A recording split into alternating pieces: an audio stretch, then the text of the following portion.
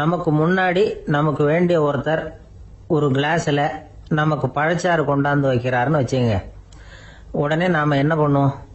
எடுத்து கிடுகிடுன்னு சாப்பிட்ருவோம், அடுத்தவங்க யாரும் வர்றதுக்குள்ள. அதை விட்டுட்டு அதை கொண்டாந்து வச்சவர்கிட்டயே அதோட விலை என்ன அப்படி இப்படின்னு நான் கேட்டுக்கிட்டு இருப்போம். நாம் கேட்க மாட்டோம். ஆனால் காந்திஜி அப்படி கேட்டாராம். எப்போ தெரியுமா? 1935. அந்த வருஷம் மே மாசத்துல ஒரு நாள் காந்திஜி டெல்லியில் இருக்கிறார். அப்போ அவருக்கு 2 டம்ளர் மாம்பழச்சாறு கொண்டாந்து கொடுக்குறாங்க. அதை வாங்குறார். இதோட விலை என்ன அப்படின்னு கேட்டார் காந்திஜி. யாருக்கிட்ட கேட்டாருன்னா மனுபென் காந்தி கிட்ட கேட்குறார். அவங்க தான் கொண்டாந்து கொடுக்குறாங்க. காந்திஜிக்கு உதவி செய்யறதுக்காக அவர் கூடவே இருந்தவங்க அவங்ககிட்ட தான் கேட்குறாரு. காந்திஜி சும்மா வேடிக்கைக்காக இப்படி கேட்குறாருன்னு நினச்சிட்டாங்க அந்த அம்மா. அதுவும் இல்லாமல் அதோட விலையை கேட்டால் காந்திஜி நிச்சயமாக அதை சாப்பிட மாட்டார் அப்படிங்கிற பயம் வேற. அதனால் அந்த அம்மா பதில் எதுவும் சொல்லாமல் கம்முன்னு இருந்துட்டாங்க. கொஞ்ச நேரம் ஆச்சு.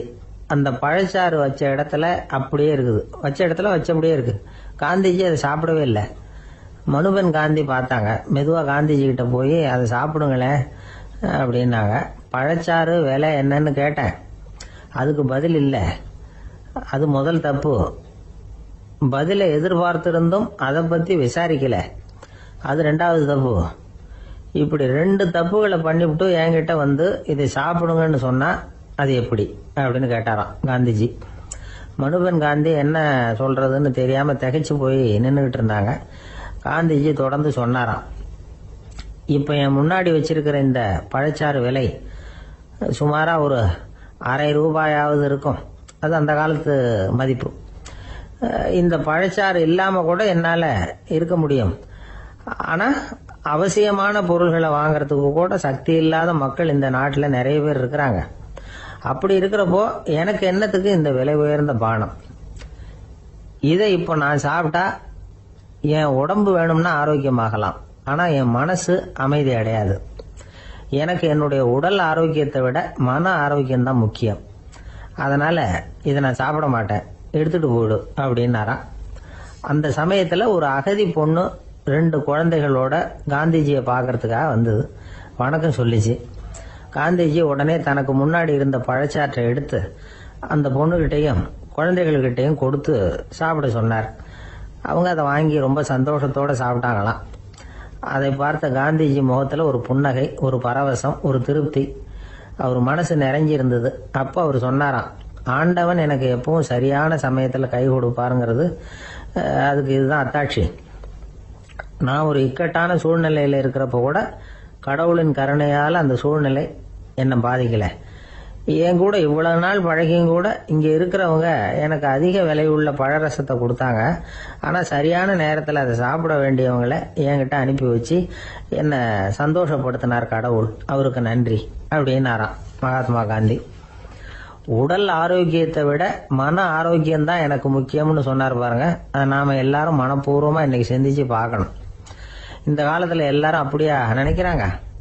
எனக்கு தெரிஞ்ச ஒருத்தர் இருந்தார். தினமும் காலையில ஒரு காபி சாப்பிட உட்கார்ற நேரத்துல பக்கத்து வீட்டுக்காரர் வந்து சேருவார் கரெக்டா.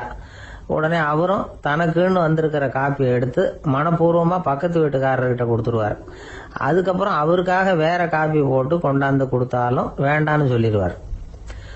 ஆண்டவனா பார்த்து சரியான நேரத்துல அவரை எங்க வீட்டுக்கு தினமும் அனுப்பி வைக்கிறார் அப்படிம்பார். ஏன் அப்படி சொல்றீங்க அப்படின்னு கேட்டோம் ஒரு நாள். அதுக்கு அவர் சொல்றார், எனக்கு என்னோட உடல் ஆரோக்கியம்தான் முக்கியம். இத கடவுள் புரிஞ்சுக்கிட்டு எங்க வீட்டு காப்பியை சாப்பிடுறதுக்கு தினமும் அடுத்த வீட்டுக்காரனை அனுப்பி வைக்கிறார் அப்படின்னார். ஐயா, என்னுடைய நூல் வெளியீட்டு விழாவுக்கு அவசியம் நீங்க வரணும் அப்படின்னு கூப்பிட்டார் ஒருத்தர். எப்போ வரணும்னு கேட்டேன். அடுத்த வாரம்னார். சரி, புத்தகம் தயாராயிட்டுதா அப்படின்னு. நாளைக்கு தான் அச்சிக்க கொடுக்க போறேன்னார். என்னங்க இது, புத்தகம் அச்சிடுறதுக்கு முன்னாடியே அழைப்பிதழை வந்து அச்சடிச்சு விட்டீங்களே அப்படின்னு கேட்டேன். அதனால என்னங்க, அந்த காலம் மாதிரி அப்பெல்லாம் அச்சுக்கலை வந்து எவ்வளவோ முன்னேறியாச்சுங்க. Linotype, monotype, phototype, laser, இப்படி என்னென்னமோ வந்தாச்சு. இன்னைக்கு கொடுத்தா நாளைக்கே புத்தகம் தயார் அப்படின்னார். இப்படி இந்த அளவுக்கு முன்னேறி இருக்கிற இந்த அச்சுக்கலை ஆரம்பத்துல எப்படி இருந்தது தெரியுமா? அந்த காலத்துல காகிதம்னா என்னன்னே தெரியாது. அப்படி ஒண்ணு கண்டுபிடிக்கப்படவே இல்லப்போ. அப்பெல்லாம் எதையாவது ஒன்று எழுதணும்னா அதுக்கு ஆட்டு தோலை தான் பயன்படுத்தி இருக்கிறாங்க. கண்ணுக்குட்டி தோல் கூட அதுக்கு உபயோகப்பட்டு தான். ஐரோப்பாவில் இருந்த பாதிரியார்கள் தோல்ல எழுதப்பட்ட புத்தகத்தை தயாரிக்கிறதுல ரொம்ப கெட்டிக்காரங்களாம். எகிப்து, அப்புறம் மத்திய தரைக்கடல் ஓரத்தில் உள்ள நாடுகள், இங்க எல்லாம் தோல் தான் எழுது பொருளா பயன்பட்டு வந்திருக்குது. ஆனா நம்ம நாட்டில் ஓலைச்சுவடிகளை எழுத்துக்கு பயன்படுத்தி இருக்கிறாங்க. எழுதுறதுக்கு தோலை பயன்படுத்தினவங்க பிறகு பேப்பரைஸ் அப்படிங்கிற கோரை புல்லை அதுக்கு பயன்படுத்தினாங்களாம். இதெல்லாம் அப்படி கொஞ்சம் கொஞ்சமா கண்டுபிடிச்சிட்டு வந்திருக்கிறாங்க. அந்த புல்லை கச்சிதமா நறுக்க வேண்டியது, நல்லா பதப்படுத்த வேண்டியது, அதுக்கப்புறம் அதுல எழுத வேண்டியது, அவ்வளவுதான். பேப்பருங்கிற சொல்லே இந்த பேப்பைரஸ் அப்படிங்கறதுல இருந்து வந்ததுதான். அதுக்கப்புறம் தான் காகிதம் வந்தது. இதை முதல்ல சீன நாட்டில் தான் கண்டுபிடிச்சாங்க. அது வந்த பிறகு அச்சு எந்திரம் கண்டுபிடிக்க வேண்டிய அவசியம் ஏற்பட்டது. அதை கண்டுபிடிச்சவர் ஜெர்மானிய அறிவியல் அறிஞர் ஜான் கூட்டன்பர்க். அச்சு கலைக்கு அடித்தளம் அமைச்சவர் அவர் தான். ஜெர்மனியில மெயின்ஸ் அப்படிங்கிற ஊர்ல 1399 பிறந்தார். அவரோட மாமன் ஒருத்தர் உலோக வேலையில வல்லவர். அவர்கிட்ட இந்த வேலையை கத்துக்கிட்டார். அதோட வைர கற்களை பட்டை தீட்டுறதுலயும் ரொம்ப தேர்ச்சி பெற்றிருந்தார். இளம் வயசுலயே சும்மா இருக்க மாட்டாராம். எதை செஞ்சாலும் அதை திறமையா செய்வாராம். அவர் தான் முதல்ல மர அச்சு எழுத்துக்களை உருவாக்கினார். அது மேல மை தடவி பிரதிகள் எடுத்தார். அதுக்கப்புறம் உலோக எழுத்துக்கள், முதல்ல காரியம், அப்புறம் இரும்பு, அப்புறம் கலப்பு உலோகம். பிறகு அச்சடிக்கிறதுக்கு எந்திரம் ஒன்னையும் உருவாக்கினார். முதல்ல பைபிள் அச்சடிச்சார். 1468 அவர் இறந்து போனார். 16ஆம் நூற்றாண்டுல மேலை நாடுகள்ல இருந்து மர எழுத்துக்களை கொண்டுகிட்டு தமிழ்நாட்டுல கிறிஸ்தவ நூல்களை அச்சிட்டாங்க. அப்பெல்லாம் அச்சகங்கள் போதிய அளவுக்கு இங்க இல்லை. அதுக்கு என்ன காரணம்னா, இந்தியர்கள் அச்சகங்களை நடத்தக்கூடாது அப்படின்னு சட்டம். 1835 வரைக்கும் அந்த சட்டம் நடைமுறையில இருந்தது. இந்த நிலைமையில அங்கேயும் இங்கேயுமா 1-2 அச்சகங்கள் ஆரம்பமாச்சு. 1713 தரங்கம்பாடியில லூத்தரன் மிஷன் அச்சகம், அதே ஆண்டுல சென்னையில SPCK அச்சகம். இது ரெண்டும் தான் இந்தியாவில முதல்ல தொடங்கப்பட்ட அச்சகங்கள். ஆட்டுத்தோல்லையும் ஓலைச்சுவடியிலையும் எழுதப்பட்ட எழுத்துக்கள் இன்னைக்கு எங்கேயோ போயிட்டுது. ஆனா நம்ம ஊர்ல எழுத்தாளர்கள் நிலைமை தான் ஒன்னும் சொல்லிக்கிறது மாதிரி இல்ல. நம்ம ஆள் ஒருத்தர் சொன்னார், சார் நான் சொந்தத்துல ஒரு அச்சாபீஸ் வச்சிருந்தேன், இப்பவும் வச்சிருக்கிறேன். அதனால என்னுடைய படைப்புகளை புத்தகமா வெளியிடுறதுல எனக்கு ஒன்னும் கஷ்டம் இல்லை. வருஷத்துக்கு ஒரு புத்தகம் எழுதி வெளியிட்டுருவேன். 15 வருஷமா இலக்கிய உலகத்துக்கு இப்படி சேவை செஞ்சுக்கிட்டு வர்றேன். ஆனா இந்த வருஷம்தான் வாசகர்கள் எனக்கு பாராட்டு விழா நடத்தி இருக்கிறாங்க அப்படின்னார். இந்த வருஷம் அப்படி என்ன விசேஷம் அப்படின்னு கேட்டோம். இந்த வருஷம்தான் நான் எந்த புத்தகம் எழுதி வெளியிடாம இருந்தேன், அதுக்காகத்தான் எனக்கு இந்த பாராட்டு விழா அப்படின்னார். ஒரு ராஜா இருந்தார். நாடு பூராவும் நிறைய மரங்களை நட்டு வளர்க்கணுங்கிறது அவரோட ஆசை. தானே அதுக்கு முன்மாதிரியா இருக்கணும்னு நினைச்சார். அரண்மனையை சுத்தி மரங்களை நட்டு வளர்த்தார். இத பார்த்துட்டு ஜனங்களும் அவங்கவுங்க வீட்டை சுத்தி மரக்கன்றுகளை நட்டு வளர்த்தாங்க. கொஞ்ச காலத்துல ஊரு பூரா பசுமையா மாறிச்சு. எல்லாருக்கும் சந்தோஷமா இருந்தது. இது ஒரு பக்கம் இருக்கட்டும். இப்ப நான் சொல்ல போற கதை வேற. அதாவது அந்த ராஜா ஒரு நாள் தன்னுடைய அரண்மனைய சுத்தி இருக்கிற விதவிதமான மரங்களை எல்லாம் போய் பார்த்தார். எப்படி இருக்கிறீங்க அப்படின்னு ஒவ்வொரு மரத்துக்கிட்டையும் விசாரிச்சாராம். எந்த மரமும் சந்தோஷமா இருக்கிறதா தெரியல. அதுக்கும் மனசுல ஒரு குறை. முதல்ல ஆலமரத்துக்கிட்ட போனார். அது சொல்லிச்சு, மண்ணா நான் நல்லா பெருசா வளர்ந்துருக்கிறேன், அடர்த்தியா இருக்கிறேன், கிளையெல்லாம் 4 பக்கமும் நல்லா படர்ந்துதான் இருக்குது, இருந்தாலும் எந்த பிரயோஜனமும் இருக்கிறதா தெரியல எனக்கு. என்னுடைய பழம்லாம் ரொம்ப சின்னதா இருக்குது, என் கண்ணுக்கு சரியா புறப்பட மாட்டேங்குது. நான் இருக்கிற சைஸுக்கு என்னுடைய கிளையில இருக்கிற பழம்லாம் எவ்வளவு பெருசா இருக்கணும், அது இத்தினூண்டு இருக்கிறது எனக்கு பெரிய அவமானமா இருக்கு. இப்படி இங்க நின்றுகிட்டு இருக்கிறதே ரொம்ப கூச்சமா இருக்கு. ஒரு நல்ல புயல் வந்ததுன்னா பேசாம சாஞ்சு விடலாமான்னு பாக்குறேன் அப்படின்னு புலம்புது ஆலமரம். சரி இருக்கட்டும்னு நினைச்சுக்கிட்டு ராஜா அடுத்தபடியா ஒரு அத்தி மரத்துக்கிட்ட போனார். அதுவும் புலம்ப ஆரம்பிச்சுட்டுது. நான் கூட பெரிய மரம் தான், இல்ல இலையெல்லாம் அழகா தான் இருக்குது, பழம் அழகா இருக்குது, இருந்தாலும் உள்ள விஷயம் இல்லையே, அத்தி பழத்தை புட்டு பார்த்தா அத்தனையும் சொத்த அப்படின்னு பழமொழியே உண்டாயிட்டுத. இப்படி ஒரு கெட்ட பேரோட நான் இருக்கணுமா அப்படின்னு புலம்புது அது. சரி இது இருக்கட்டும் அப்படின்னு சொல்லி அடுத்தபடியா வேப்ப மரத்துக்கிட்ட போனார். அது தன்னுடைய வேதனையை வெளியிட்டது.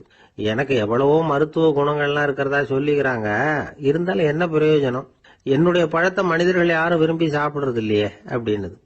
ராஜா அடுத்தாப்புல இருந்து ஒரு பனை மரத்துக்கிட்ட போனார். நான் நல்லா உயரமா தான் வளர்ந்துருக்கிறேன், மற்ற மரங்கள்லாம் என்னை வந்து அண்ணாந்து தான் பார்க்கணும், இருந்தாலும் என்கிட்ட நிழலுக்காக யாரும் வந்து ஒதுங்கிறது இல்லையே அப்படின்னுது. என்ன இது எல்லா மரமும் இப்படி திருப்தி இல்லாம இருந்துகிட்டு இருக்குதே அப்படின்னு நினைச்சுக்கிட்டே ராஜா அடுத்தபடியா அங்க இருந்த ஒரு பைன் மரத்துக்கிட்ட போனார். அழகா உயரமா பசுமையா தான் இருந்தது, ஆனா பழமோ பூவோ கிடையாது. அதை நினைச்சு அது வருத்தப்பட்டுக்கிட்டு இருக்குது. ஓக் மரம் அது ஒன்று நின்றுட்டு இருந்தது. அது என்ன சொல்லிச்சுன்னா, இலையுதிர் காலத்துல என் மேல இருக்கிற எல்லா இலைகளும் உதிர்ந்து போடுது, முடி கொட்டின மனிதர்கள் மாதிரி மொட்டையா நான் நிக்க வேண்டி இருக்குது, என்ன வாழ்க்கை இது அப்படின்னு சொல்லி அழுத்துக்கிட்டது. சரி, புளிய மரம் என்ன சொல்லுது பாப்போம்னு அதுகிட்ட போனா, என்னுடைய நிழல்ல யாருமே தங்க மாட்டாங்க, உடம்புக்கு சூடுன்னு ஒதுங்கி போயிடுவாங்க, அடிமரத்தை பாத்தீங்கன்னா பட்டையெல்லாம் உறிஞ்சி பாக்குறதுக்கே கேவலமா இருப்பேன் அப்படின்னுது அது. முருங்கை மரம் என்ன சொல்லிச்சு தெரியுமா, என்னுடைய இலை காயெல்லாம் சாப்பிட்றவங்களுக்கு சத்து கொடுக்கறது வாசம் தான், ஆனா என் உடம்புல சத்தே கிடையாது, கொஞ்சம் வேகமா காத்து அடிச்சதுன்னா முறிஞ்சு விழுந்துடுறேன், என்ன வாழ்க்கை இது அப்படின்னு சொல்லி அது வருத்தப்பட்டது. ராஜா யோசனை பண்ணார், என்ன இது மரங்கள் வந்து பூமியின் வரங்கள்னு சொல்றோம், மழை பெய்யறதுக்கு அதுதான் காரணம், பூமி செழிப்பா இருக்கிறதுக்கும் அதுதான் காரணம், வீடு கட்டுறதுக்கு மரம், நாற்காலி செய்ய உபயோகப்படுத்துறதுக்கும் அதுதான் உபயோகப்படுது, மனுஷனுக்கு வேண்டிய ஆகாரங்களையும் கொடுக்குது, இப்படியெல்லாம் இருந்தும் எல்லா மரமும் நிம்மதி இல்லாம இருந்துகிட்டு இருக்குதே அப்படின்னு நினைச்சார். அப்போ அங்க இருந்த ஒரு மகிழ மரம் அவர் கண்ணுல பட்டது. அந்த மரம் மட்டும் கொஞ்சம் நிம்மதியா மகிழ்ச்சியா இருக்கிறது மாதிரி தெரிஞ்சுது. உடனே ராஜா அதுகிட்ட போனார். உனக்கு மனசுல எதுவும் குறை இல்லையான்னு கேட்டார். இல்ல, நான் சந்தோஷமா தான் இருக்கேன்னு அந்த மகிழ மரம். அப்படியான்னு ஆச்சரியமா கேட்டார் ராஜா. ஆமா மன்னா, இந்த இடத்துல நீங்க ஒரு முருங்கை மரத்தையோ வேப்ப மரத்தையோ கூட நட்டிருக்கலாம், ஆனா இந்த இடத்துல நடுறதுக்கு என்ன தேர்ந்தெடுத்திருக்கிறீங்க, அதுவே எனக்கு பெருமை, அதுவே எனக்கு திருப்தி அப்படின்னு தான் மகிழ மரம்.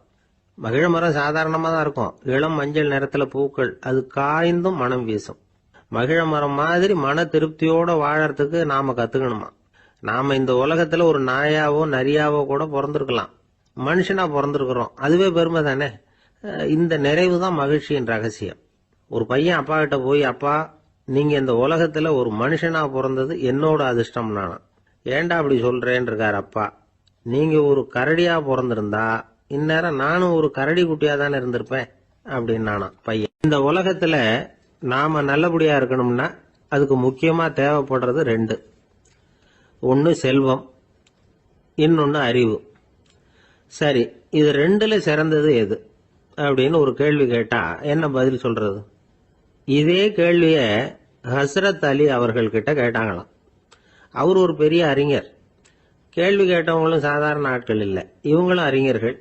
ஒரு நாள் ஹஸ்ரத் அலி அவர்கள்கிட்ட 10 அறிஞர்கள் வந்தாங்களாம். ஐயா, நாங்க 10 பேரும் உங்ககிட்ட ஒரே கேள்வியை தான் கேட்க வந்திருக்கிறோம், ஆனா எங்க 10 பேருக்கும் நீங்க தனித்தனியா பதில் சொல்ல முடியுமா அப்படின்னு கேட்டிருக்காங்க. அதாவது அவங்க ஒரே கேள்விக்கு இவர்கிட்ட இருந்து 10 விதமான பதில் எதிர்பார்க்கறாங்க. சரி கேளுங்க, என்ன கேள்வி அப்படின்னாரு அவர். அப்பதான் அவங்க கேட்டாங்களாம், செல்வம் அறிவு இது ரெண்டுல சிறந்தது எது, இதுதான் கேள்வி. ஹஸ்ரத் அலி என்ன பண்ணார் தெரியுமா, அவங்கள ஒவ்வொருத்தரா கூப்பிட்டார், ஒவ்வொரு விதமான பதில சொல்லி அனுப்புனார். முதல்ல ஒருத்தரை கூப்பிட்டார், சொன்னார், அறிவுங்கிறது தீர்க்கதரிசிகள், ஞானிகள், மகான்கள் இவங்களோட பரம்பரை சொத்து, ஆனா செல்வம்ங்கிறது கொடுங்கோலரின் ஆயுதம், அதனால அறிவு தான் சிறந்தது அப்படின்னார். 2வது ஆளை கூப்பிட்டார், உங்ககிட்ட செல்வம் இருந்தா நீங்க தான் அதை காப்பாற்றணும், ஆனா அறிவு வந்து உங்களை எப்பவும் காப்பாற்றும், ஆகவே அறிவு தான் சிறந்தது அப்படின்னார். 3வது ஆளை கூப்பிட்டார், செல்வந்தனுக்கு எப்போதும் விரோதிகள் அதிகம், ஆனா அறிஞனுக்கு நண்பர்கள் அதிகம், அதனால அறிவு தான் சிறந்ததுன்னார். அடுத்தவரை கூப்பிட்டார், செல்வம் அடுத்தவங்களுக்கு கொடுக்க கொடுக்க குறையும், ஆனா கல்விங்கிறது அதிகரிச்சுக்கிட்டே வரும், கொடுக்கறதுனால குறையாது, அதனால அறிவு தான் சிறந்ததுன்னார். இன்னொருத்தரை கூப்பிட்டார், அறிவு உள்ளவன் எப்பவும் வந்து அதை அடுத்தவங்களுக்கு வாரி வழங்கிக்கிட்டே இருப்பான், அதனால அவங்ககிட்ட தாராளத்தன்மை இருக்கும், ஆனா செல்வந்தன் கிட்ட கஞ்சத்தனம் தான் இருக்கும், அதனால அறிவு தான் சிறந்ததுன்னார். 6வது நபரை கூப்பிட்டார், செல்வத்தை வந்து கள்வர்கள் திருடிட்டு போக முடியும், ஆனா அறிவை வந்து அப்படி திருடிட்டு போக முடியாது அப்படின்னார். 7வது நபரை கூப்பிட்டார், செல்வம் வந்து கால ஓட்டத்துல அழிஞ்சிரும், ஆனா அறிவை வந்து கால ஓட்டம் ஒன்றும் பண்ண முடியாது, ஆகவே அறிவே சிறந்ததுன்னார். 8வது ஆளை கூப்பிட்டு சொன்னார், செல்வத்துக்கு எப்பவும் எல்லை உண்டு, நிறை உண்டு, அளவு உண்டு, கணக்கு உண்டு, ஆனா அறிவுக்கு அப்படிப்பட்ட எல்லை எதுவும் கிடையாது, அதனால அதுதான் சிறந்ததுன்னார். அடுத்தவனை கூப்பிட்டார், செல்வம் உள்ளத்துல உள்ள ஒளியை போக்கிவிடும், இருட்டை உண்டாக்கிவிடும், விரிந்த மனப்பான்மையை குறுகலாக்கிவிடும். ஆனா அறிவு அப்படி இல்லை, இருண்ட உள்ளத்துல ஒளியை பாய்ச்சி அதை விசாலப்படுத்துது, அதுதான் சிறந்ததுன்னார். கடைசியா 10வது நபரை கூப்பிட்டார். செல்வம் மனசுல செருக்கை உண்டாக்குது, ஆணவத்தை ஏற்படுத்துது, அதனால நானே கடவுள்னு நினைக்கிற அளவுக்கு மனுஷனை தாழ்த்தி விடுது. ஆனா அறிவு பணிவையும் பண்பாட்டையும் வளர்க்குது, அதனால அறிவு தான் சிறந்ததுன்னார். ஆக இப்படி 10 பேருக்கும் 10 விதமா பதில் சொன்னது மூலமா ஹஸ்ரத் அலி அவர்கள் அறிவு தான் செல்வத்தை விட சிறந்தது அப்படிங்கறதுக்கு 10 காரணங்களை சுட்டி காட்டியிருக்கார். அந்த அறிஞர் 10 பேர் கேட்ட ஒரே கேள்விக்கு 10 பதில் சொன்னார். நமக்கு வேண்டிய ஒருத்தர் 10 பேர் கேட்ட கேள்விக்கு ஒரே பதில் சொல்லி சமாளிச்சார். கேள்வி என்ன தெரியுமா? என்கிட்ட வாங்கின கடனை எப்பயா திருப்பி கொடுக்க போற? இதுதான் அந்த 10 பேரும் கேட்ட ஒரே கேள்வி. இந்த மாசம் 26ஆம் தேதி தந்துடுறேன் அப்படிங்கிற ஒரே பதில் சொல்லி அவ்வளவு பேரையும் இவர் அனுப்பி வச்சுட்டாராம். எல்லாரும் போனதுக்கு அப்புறம் இவரை தனியா கூப்பிட்டு கேட்டிருக்கிறாங்க, அது என்ன சார் கணக்கு, 26ஆம் தேதி அன்னைக்கு என்ன அதிசயம் நடக்க போகுது அப்படின்னு கேட்டிருக்காங்க. அதிசயம் அன்னைக்கு இல்ல, அதுக்கு முத நாளே நடக்க போகுதுன்னாராம். விவரமா சொல்லுங்கன்னு இருக்காங்க. வேற ஒண்ணும் இல்லைங்க, 26ஆம் தேதி தானே எல்லாரையும் வர சொல்லி இருக்கிறேன், அதுக்கு முத நாளே நான் புறப்பட்டு தலைமறைவாயிட போறேன் அப்படின்னாராம் ரொம்ப பெருமையா. ஒரு பெரிய காடு, அந்த காட்டுக்கு மத்தியில ஒரு ஆசிரமம். அங்க ஒரு முனிவர் இருந்தார். பல இடங்கள்ல இருந்து வர்ற குழந்தைகளுக்கு அவர் பாடம் சொல்லி கொடுத்துட்டு இருக்கிறார். ஏழை பணக்காரர் அப்படிங்கிற வித்தியாசம்லாம் கிடையாதுங்க. எல்லாரும் அவர்கிட்ட தங்கள் பிள்ளைகளை அனுப்பி வச்சாங்க. மன்னர்களுடைய பிள்ளைங்க கூட அங்க அவர்கிட்ட தான் படிக்கிறதுக்கு வருவாங்க. ஆனா அந்த முனிவரை பொறுத்த வரைக்கும் எல்லா பிள்ளைங்களும் ஒண்ணுதான். இது யார் வீட்டு பிள்ளைன்னு எல்லாம் பார்க்க மாட்டார், எல்லாரும் சமம். மாணவர்கள்லாம் அங்கேயே மாச கணக்குல வருஷ கணக்குல தங்கி இருந்து பாடம் கத்துக்கிட்டு போறது வழக்கம். அவரா பார்த்து போன்னு சொல்ற வரைக்கும் அங்கேயே இருக்கணும், படிக்கணும். குருகுல வாசம்.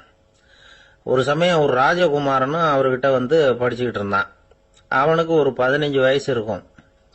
சில வருஷம் கழிச்சு இந்த முனிவர் தன்கிட்ட இருக்கிற மாணவர்களுக்கெல்லாம் பரீட்சை வச்சார். அவங்களுடைய அறிவு முதிர்ச்சியை கணிக்கிறதுக்காக பல சோதனைகள்லாம் வச்சார். ஒவ்வொருத்தரா பார்த்து இனிமே நீங்க உங்க வீட்டுக்கு போகலாம் அப்படின்னு சொல்லி அனுப்பி வச்சுக்கிட்டு இருக்கிறார்.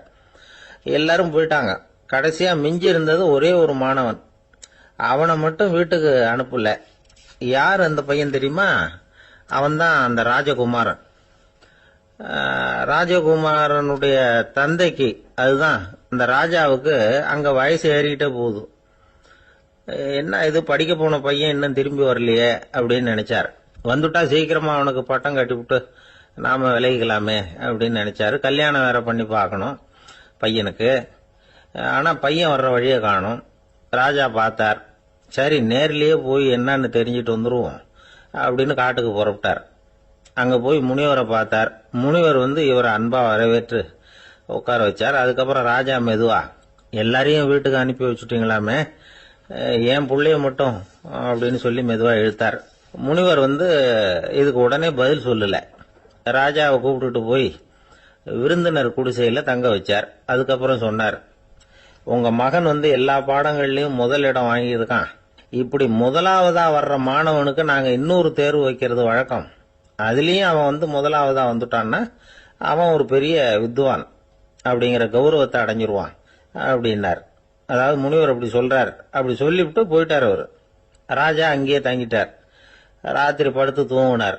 காலையில எழுந்திருச்சு அந்த குடிசைக்கு வெளியில வந்தார் பல்லு விளக்கறதுக்காக. அந்த சமயத்துல தூரத்துல ஒருத்தன் ஒரு கையில கோடாலிய வச்சுக்கிட்டு தலையில ஒரு பெரிய விறகு கட்டை சுமந்துக்கிட்டு வந்துகிட்டு இருக்கிறது மாதிரி தெரிஞ்சது. யாராவது விறகு வெட்டியா இருக்கும் அப்படின்னு நினைச்சார் ராஜா. கிட்ட வந்ததும் உத்து பாக்குறாரு. பார்த்தா அது தன்னோட புள்ள. திகைச்சு போயிட்டார். என்ன இது, ஒரு ராஜகுமாரனை கூட இது மாதிரி வேலையெல்லாம் செய்ய சொல்றாங்களே அப்படின்னு நினைச்சார். ராஜகுமாரன் விறகு கட்டை கொண்டுகிட்டு போய் கொல்லை பக்கம் வச்சான். அந்த சமயம் முனிவர் அங்க வந்தார். என்ன மகனே, விறகு வெட்டிட்டு வந்துட்டியா? சரி, இப்போ ஒரு துடைப்பத்தை எடுத்துக்கோ, விருந்தினர் குடிசையின் வாசல் பக்கத்தை கூட்டி பெருக்கி சுத்தம் பண்ணு போ அப்படின்னார். அப்படியே செய்யறேன் குருவே அப்படின்னு சொல்லிவிட்டு போனான். சுத்தம் பண்ண ஆரம்பிச்சுட்டான். ராஜா பார்த்தார் இத. உடனே ஓடியாந்தார். மகனே, என்ன காரியம் பண்ற? துடப்பத்தை கீழே போடுனார். இப்ப அந்த ராஜகுமாரன் சொல்றான், தந்தையே, இது என்னுடைய குருதேவரோட உத்தரவு. இங்க நான் ஒரு மாணவன். இங்க அரசனும் ஒண்ணுதான், ஆண்டியும் ஒண்ணுதான். குருதேவர் சொல்றத மறுக்காம செய்யறது தான் எங்க கடமை அப்படின்னா. இந்த சமயம் முனிவர் அங்க வந்தார். இவனை முதுகுல தட்டி கொடுத்தார். அப்புறம் ராஜா கிட்ட சொன்னார், அரசே, உங்க புள்ள எங்க கடைசி தேர்வுலையும் வெற்றி பெற்றுட்டான். பணிவுதான் மாணவர்களின் மிக உயர்ந்த குணம். குருநாதர் சொல்றது மனசுக்கு பிடிக்கலன்னா கூட மறுக்காம செய்யணும். அப்படி செய்யறதுனால எதை செய்யலாம், எதை செய்யக்கூடாது அப்படிங்கிற விவேகம் அவங்களுக்கு வந்துடும். செய்யக்கூடாதத கூட பெரியவங்க சொல்லிவிட்டா செஞ்சுதான் ஆகணும் அப்படிங்கிற பணிவு அவங்களுக்கு வந்துடும். இந்த குணம் வந்துட்டுதுன்னா அவங்க எத்தனை கடினமான வேலையா இருந்தா கூட ரொம்ப சுலபமா செஞ்சு முடிச்சிருவாங்க. தூக்கத்திலேயும் அப்புறம் துக்கத்திலேயும் தோண்டு போட மாட்டாங்க. இந்த பணிவும் விவேகமும் அவங்க கிட்ட மன உறுதியை ஏற்படுத்தும். அந்த உறுதி உங்க பையனுக்கு வந்தாச்சு. இனிமே அவனை நீங்க அழைச்சிட்டு போகலாம். அவன் நிச்சயமா பேரும் புகழும் பெறுவான் அப்படின்னாரு. ராஜா அவரை பார்த்து, குருதேவா, புரிஞ்சுக்கிட்டேன், என்னை மன்னிக்கணும் அப்படின்னாரு. அதுக்கப்புறம் மகனை அழைச்சிக்கிட்டு நாட்டுக்கு திரும்பி வந்துட்டார். இந்த கதைய இன்று ஒரு தகவல்ல சொல்லுங்க சார், உங்க நிகழ்ச்சியில சொல்லுங்க சார் அப்படின்னு சொல்லி மாணவர்கள் கேட்டா, பணிவா இருக்கிறது எப்படி அப்படிங்கறத புரிஞ்சுக்குவாங்க அப்படின்னு சொன்னார் ஒருத்தர். சரி சொல்லுவோம், அதுக்கு முன்னாடி நேர்லயே ஒரு பையன்கிட்ட சொல்லி பார்க்கலாமே அப்படின்னு தோணுச்சு. உடனே ஒரு பையனை கூப்பிட்டோம். ஏன்பா, உங்க வாத்தியார் உனக்கு இது மாதிரி ஒரு பரீட்சை வச்சா என்ன பண்ணுவேன் அப்படின்னு கேட்டோம். நானும் அப்படிதான் சார் நடந்துக்குவேன், விறகு வெட்டுவேன், தொடப்பத்தினால கூட்டி சுத்தம் பண்ணுவேன், உடனே செஞ்சு முடிச்சிருவேன் சார் அப்படின்னா. பலே பரவாயில்லையே அப்படின்னோம். ஆமா சார், அப்படி செஞ்சாதானே வீட்டுக்கு அனுப்புவார், இல்லைன்னா இன்னொரு வருஷம் இங்கேயே இருந்து படின்னு சொல்லி விடுவாரு, அதனால அப்படி செய்வேன் அப்படிங்கிறான் அந்த பையன். காலை நேரம், கடற்கரை ஓரம், காலை வீசிக்கிட்டு கையை வீசிக்கிட்டு ஏதோ சண்டைக்கு போற சிப்பாய் மாதிரி எல்லாரும் நடந்து போயிட்டு இருக்கிறாங்க. நடைப்பயிற்சி. அதுல நமக்கு தெரிஞ்ச ஒருத்தர் எதிரில் வந்தார் ரொம்ப வேகமா. என்ன சார் வாக்கிங்க அப்படின்னு கேட்டோம். அவரால் ஆமாம்னு பதில் சொல்ல முடியல, அவ்வளவு கஷ்டம். மூச்சு விடுறதுக்கே வாயை திறந்து திறந்து மூடிட்டு இருக்கிறார். எங்க பேசுறது? கொஞ்சம் நின்று நிதானிச்சு மூச்சு விட்டுட்டு அதுக்கப்புறம் சொன்னார் ஆமா அப்படின்னு. என்ன சார் இவ்வளவு வேகம்னு? உங்க பேச்சை கேட்டுட்டு தான் சார் நடக்க ஆரம்பிச்சோம். நீங்க தான் அடிக்கடி சொல்லிட்டு இருந்தீங்க நடக்கிறது நல்லதுன்னு. அன்னையிலேருந்து ஆரம்பிச்சுட்டேன், ஆனால் ரொம்ப கஷ்டமா இருக்குது சார். இப்ப பாருங்க, உங்ககிட்ட சுலபமா பேசக்கூட முடியல, மூச்சு வாங்குது, உடம்பு கூட வலிக்கிறது மாதிரி இருக்கு அப்படின்னு அவர் பாட்டுக்கு பேச ஆரம்பிச்சுட்டார். உங்களை யாரு சார் இவ்வளவு வேகமா நடக்க சொன்னது? வேகத்தை குறைங்க, மெதுவா நடங்க அப்படின்னோம். நீங்க நடக்கிறதுனால என்னென்ன சௌகரியம்னு அன்னைக்கு சொன்னீங்களே தவிர சௌகரியமா நடக்கிறது எப்படின்னு சொல்லலையே அப்படின்னாரு அவர். இன்னமும் லேசா மூச்சு வாங்கிட்டே சொன்னா கூட இவர் சொல்றதுல ஒரு நியாயம் இருக்கு. அதனால இந்த நடைப்பயிற்சி பண்றவங்க கவனிக்க வேண்டிய சில முக்கியமான குறிப்புகள் இருக்கு. அது என்னென்னங்கிறத அவங்க தெரிஞ்சுக்கணும். அது தெரிஞ்சு வச்சுக்கிறது நல்லது. இதெல்லாம் மருத்துவ நிபுணர்கள் சொல்ற குறிப்புகள். அவங்க என்ன சொல்றாங்க தெரியுமா? உங்க வயசு 40க்கு மேலையா? உங்க எடை இருக்க வேண்டியதை விட 10 கிலோ அதிகமா இருக்குதா? நீங்க புகை பிடிக்கிறவரா? இதய நோய், ரத்த நாள நோய், உயர் ரத்த அழுத்தம் இப்படி ஏதாவது உங்களுக்கு உண்டா? அப்படின்னா நீங்க உங்க இஷ்டத்துக்கு வரிஞ்சு கட்டிக்கிட்டு நடைப்பயிற்சி பண்ண ஆரம்பிச்சிடாதீங்க. முதல்ல ஒரு மருத்துவ பரிசோதனை பண்ணிக்கோங்க, அதுதான் நல்லது அப்படின்னு அவங்க சொல்றாங்க. நடக்கிறப்போ, உடற்பயிற்சி செய்யறப்போ மார்பு பகுதியில அல்லது வேற எங்கேயாவது தொடர்ந்து வலி இருந்ததுன்னா பயிற்சியை நிறுத்தி விட்டு டாக்டரை போய் பார்க்கணும். நடைப்பயிற்சி பண்றப்போ உங்க சக்திக்கு தகுந்த மாதிரி மெதுவா அதிக கஷ்டம் இல்லாம முன்னேறலாம். அங்க என்ன போட்டியா வைக்கிறாங்க? முந்திக்கிட்டு போய் என்ன பண்ண போறோம்? பரிசா வாங்க போறோம். அதனால நிதானம் அவசியம் அப்படிங்கறது அவங்க ஆலோசனை. தொந்தரவு கொடுக்காத ஷூ, ட்ரெஸ் இதுகளை உபயோகப்படுத்துங்க. பாதத்துல ஆடு தசை இருக்குல்ல, அங்க ஏதாவது பிரச்சனை இருந்ததுன்னா டாக்டரை பாருங்க. இந்த பாதத்துல வலி வரும் அந்த இடத்துல. வெயில் காலமா இருந்தா தலைக்கு தொப்பி வச்சுக்கோங்க. பனியில நடந்தாலும் அப்படித்தான், தலையை பத்திரமா பாத்துக்குங்க. நம்ம கிட்ட ஏதோ கொஞ்சம் உருப்படியா தெரியறது அதுதானே. உடற்பயிற்சிக்கு முன்னாடி பின்னாடி பயிற்சி செய்யறப்போ நிறைய தண்ணி குடிக்கலாமா. முதல் 1 மாசத்துக்கு கொஞ்சம் தளர்த்தியா சாவகாசமா நடக்கலாம். மணிக்கு 3 அல்லது 4 கிலோமீட்டர் வேகம்னு வச்சுங்களேன். அதுக்கப்புறம் வேகத்தை அதிகப்படுத்தலாம். மணிக்கு 6 அல்லது 8 கிலோமீட்டர் அளவுக்கு நடக்கலாம். நல்லா கையை வீசிக்கிட்டு நடக்கணும். மூச்சு விடுற எண்ணிக்கை அதிகரிக்கணும். இது மாதிரி ஒரு 30 நிமிஷம் நடக்கலாம். தனியா நடந்து போறதுக்கு உங்களுக்கு என்னமோ மாதிரி இருக்குதா? கூட யாரையாவது சேர்த்துக்குங்க, ஒரு குரூப்பா சேர்ந்து போகலாம். நடக்கிறதுங்கிறத ஒரு சந்தோஷமான சமாச்சாரமா ஆக்கிக்கணும். தினம் இப்படி நடக்க வேண்டி இருக்குதே அப்படின்னு புலம்பிக்கிட்டே போகக்கூடாது. சில பேர் நடக்கிறப்போ கடந்த காலத்தை அசை போட்டுக்கிட்டே போவாங்க, சில பேர் வருங்காலத்தை அசை போட்டுக்கிட்டே போவாங்க, சில பேர் முக்கியமான திட்டம்லாம் இப்படி நடக்கிறப்ப தான் தீர்மானம் பண்ணுவாங்க.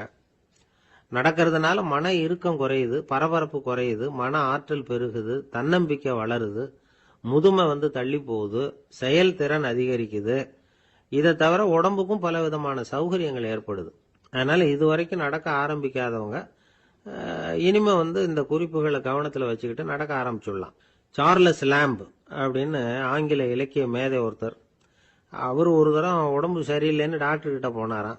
டாக்டர் அவரை பார்த்துட்டு, நீங்க தினமும் காலையில வெறும் வயத்துல நடக்கணும் அப்படின்னாராம். வெறும் வயத்துல நடக்கிறதுக்கு நான் தயார், ஆனா வயிறு கிடைக்கணுமே சார், யார் வயத்து மேல நடக்கிறது டாக்டர் அப்படின்னு கேட்டாராம் இவர். ஒரு நண்பர் யாருக்கோ போன் பண்ணிட்டு இருந்தார். அவர் பேசி முடிச்சதும் நான் அவரை பார்த்து, இப்போ போன் பண்ணீங்களே அந்த போன் நம்பர் என்ன அப்படின்னு கேட்டேன். அவரு தலையை சொரிஞ்சுக்கிட்டார், ஞாபகம் வரலன்னார். சரி சார் அதை விடுங்க, உங்க மனைவி பேர் என்ன அப்படின்னு கேட்டேன். மாலதின்னார். என்ன சார் இது வேடிக்கை, கொஞ்ச நேரத்துக்கு முன்னாடி பேசின போன் நம்பர் மறந்து போச்சு, எப்போவோ கல்யாணம் பண்ணிக்கிட்ட மனைவி பேர் மறக்கல, அதை கரெக்டா சொல்லிவிட்டீங்களே அப்படின்னு கேட்டேன். அவர் என்ன ஒரு மாதிரியா பார்த்தார். அவரு அப்படி என்ன பார்த்ததுல ஒன்றும் தப்பு இல்லை, ஏன்னா நாம எல்லாருமே அப்படித்தானே. ஒரு குறிப்பிட்ட காரியத்துக்காக தொலைபேசியில ஒருத்தட்ட பேசுறோம், அதுக்கப்புறம் அந்த எண் நமக்கு அனாவசியம், அதனால மறந்துடுறோம். இதுக்கு பேர் தான் தற்காலிக ஞாபகம். ஆனா மனைவி பேரை மறந்துட முடியுமா?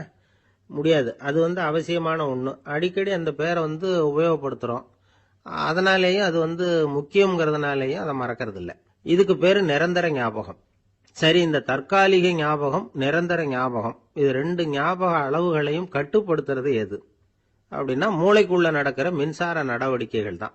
தற்காலிக ஞாபகம் ஒரு மின்னல் மாதிரி தோன்றி மறையுது, நிரந்தர ஞாபகம் ஒரு படிவம் போல மூளையில படிஞ்சுடுது. ஒரு சம்பவத்தின் பல பிரதிகள் மூளையில பல்வேறு பகுதிகளிலேயும் படிகிறதுனால ஒன்னு மறைஞ்சாலும் மறந்தாலும் இன்னொன்னு மறையறதில்ல. இப்படிப்பட்ட நிலைமையில தான் இந்த தொண்டையில இருக்கு வாயில வரமாட்டேங்குது சார் அப்படிமா. ஒருத்தருக்கு எந்த துறையில ஆர்வமும் ஈடுபாடும் அதிகமோ அது சம்பந்தமான ஞாபக சக்தி அதிகமா இருக்கும்.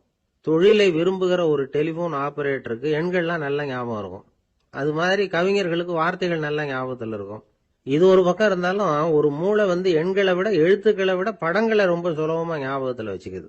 புரிஞ்சுக்கிற தன்மை, அனுபவம், புத்தி கூர்மை இது கூடி குறையறத பொறுத்து ஞாபக சக்தியும் ஏறும் இறங்கும். இப்போ உதாரணத்துக்கு ஒரு பையனுக்கு படிச்சது எதுவும் ஞாபகத்துல இல்லைன்னா அவன் அதை சரியா புரிஞ்சுக்கலன்னு அர்த்தம்.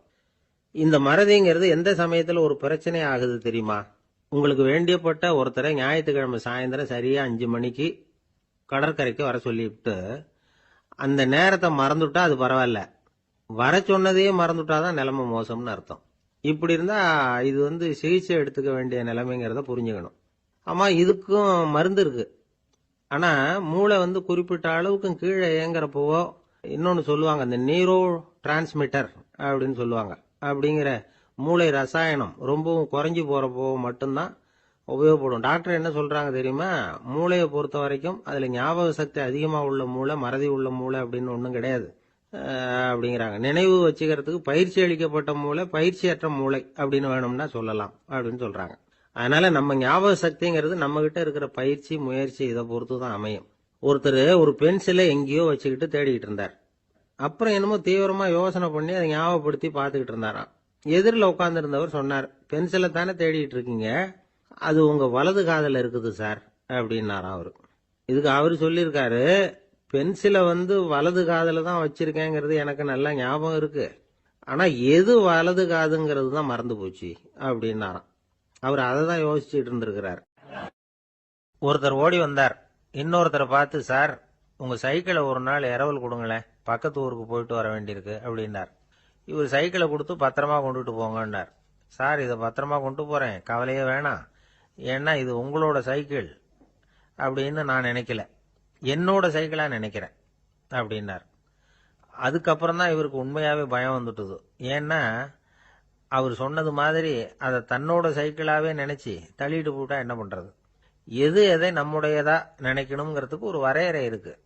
சில பேர் ஆபீஸையே வீடா நினைச்சு விடுறது உண்டு. அப்படிப்பட்டவங்க கூட வீட்டை ஆபீஸா நினைக்கிறது இல்ல. ஏன்னா வீட்டில் இவர் ஆபீசரா நடந்துக்க முடியறதில்ல. இதெல்லாம் ஒரு பக்கம் இருக்கட்டும். இப்போ விஷயத்துக்கு வருவோம். பொறியியல் மேதை டாக்டர் விஸ்வேஸ்வரய்யா இருந்தார் இல்லையா, பாரத ரத்னா விருதெல்லாம் கொடுத்தாங்களே. ஆபீஸ் வேலை வேற, சொந்த வேலை வேற அப்படிங்கிறதுக்கு ஒரு உதாரணமா இருந்தவர் அவர். மைசூர் மகாராஜா கிட்ட திவானா இருந்தார். அவர் ஒரு நாள் அரசாங்க வேலை காரணமா வெளியூர் போயிருந்தார். ஹாசன்கிற ஊருக்கு பக்கத்துல ஒரு பயண மாளிகை, அங்க தங்கிவிட்டார். ராத்திரி அங்க தங்கி இருந்துட்டு விடிஞ்சதும் ஊருக்கு திரும்புறதாக திட்டம். ராத்திரி தூங்கறதுக்கு ரொம்ப நேரம் ஆயிட்டுது. ரொம்ப நேரம் வரைக்கும் அரசாங்க சம்பந்தப்பட்ட வேலைகளையே பார்த்துக்கிட்டு இருக்கிறார். அரசாங்க ஃபைல்கள் நிறைய இருந்தது.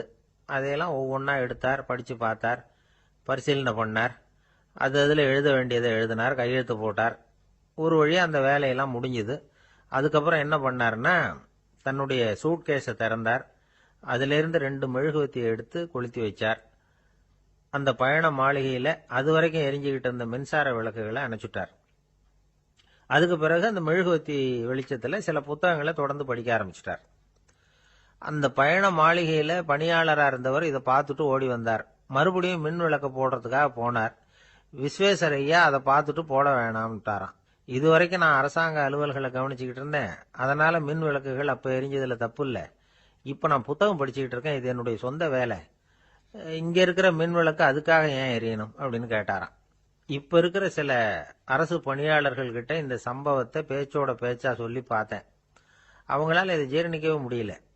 நேர்மை தேவைதான் சார், அதுக்காக அவ்வளவு தூரத்துக்கு அது தேவையா அப்படிங்கிறாங்க. விஸ்வேஸ்வரய்யா அப்படி பண்ணினது தான் ஒரு நேர்மையாளர் அப்படின்னு இந்த உலகத்துக்கு நிரூபிக்கணுங்கிறதுக்காக இல்லை. தான் அப்படி நடந்து காட்டினா தன்னை சுத்தி இருக்கிறவங்களும் அதை கேள்விப்படுறவங்களும் முடிஞ்ச அளவுக்கு பொது வாழ்க்கையில அரசு பணியில நேர்மையை கடைபிடிக்க முயற்சி பண்ணலாமே அப்படிங்கிறதுக்காகத்தான். இப்பவும் சில பேர் இருக்கிறாங்க, இவங்க ஆபீஸ் வேற வீடு வேறன்னு நினைக்கிறது இல்ல, அவ்வளவு உரிமை. ஒருத்தர் அப்படிதான், அவருக்கு அவசரமா 5000 ரூபாய் தேவைப்பட்டது. ஆபீஸ் பணத்தை எடுத்துக்கிட்டார். அந்த நேரம் பார்த்து ஆடிட் வந்துட்டுது. ஆப்பிட்டுக்கிட்டார். விசாரணை நடக்குது. அவர் சொல்றார், சார் நான் நேரம் காலம் பார்க்காம ஆபீஸ்ல வேலை செய்வேன். ஏன்னா அதை என்னோட ஆபீஸா நினைக்கிறேன். அவசரத்துக்கு அந்த பணத்தை எடுத்தேன், மறுபடியும் வச்சுடலாம்னு தான் இருந்தேன்.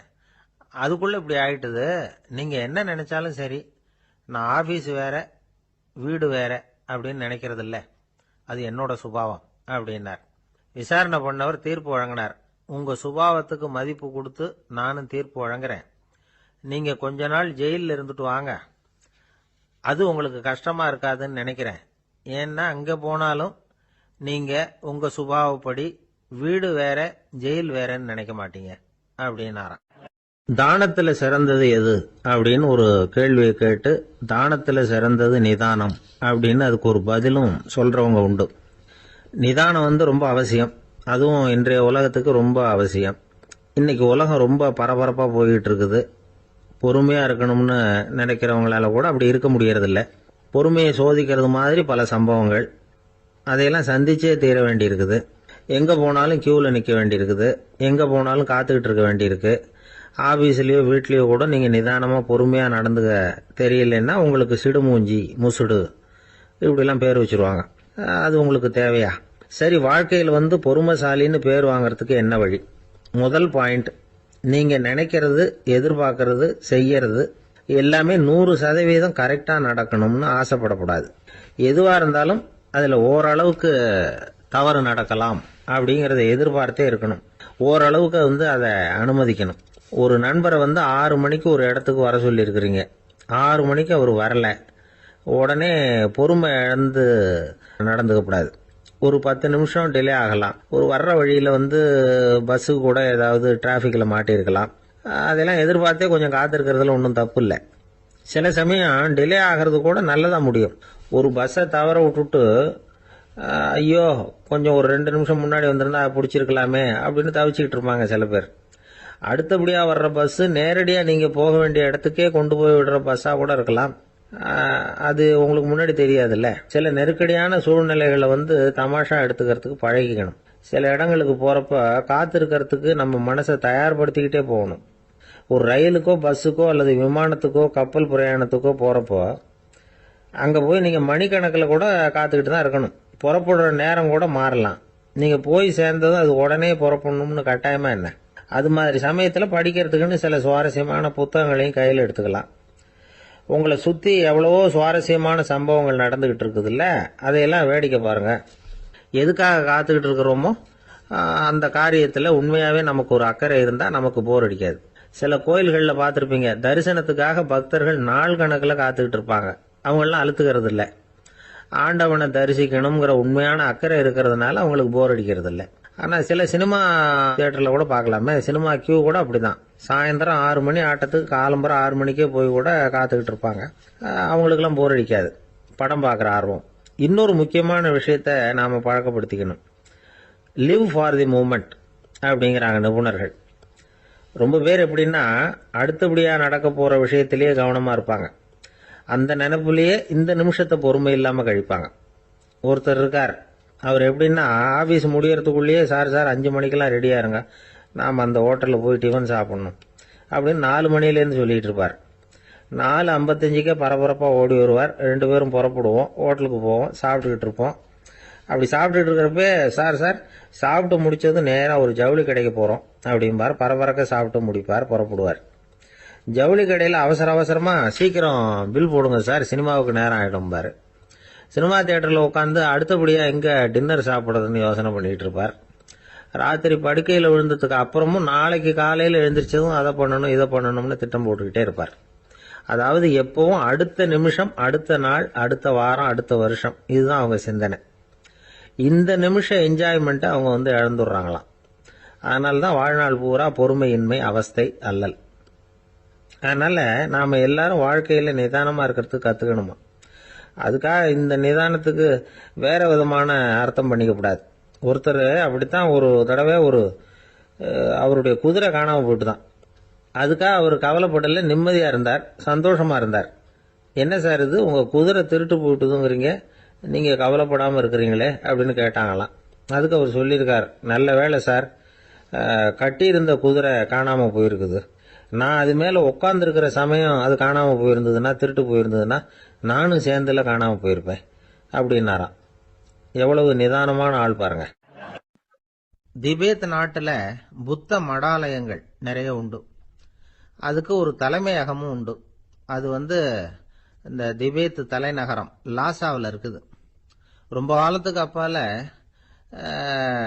அதை பற்றியெல்லாம் நிறைய விவரங்கள் எழுதி வச்சிருக்கிறாங்க. அது இப்போவும் நமக்கு கிடைக்குது. அதாவது ரொம்ப தூரத்துக்கு அந்தாண்ட மலைகளுக்கு நடுவில் ஒரு கிளை மடாலயம். அந்த மடத்தின் தலைவருக்கு வயசாயிட்டு தான். அதனால தலைமை பொறுப்பை வேற ஒருத்தர்கிட்ட ஒப்படைக்கலாம் அப்படின்னு முடிவு பண்ணாராம். உடனே ஒரு லாமாவை கூப்பிட்டார். அவர் மூலமா தலைமை மடாலயத்துக்கு செய்தி அனுப்புனார், பொருத்தமான வாரிசு ஒருத்தரை அனுப்பி வைக்கும்படியாக. அந்த வாலிப லாமா புறப்பட்டார். காடு மேடெல்லாம் நடந்து போறார். ரொம்ப நாள் கழிச்சு தலைமை பீடத்தை அடைஞ்சார். தலைமை குரு கிட்ட விவரத்தை சொன்னார்.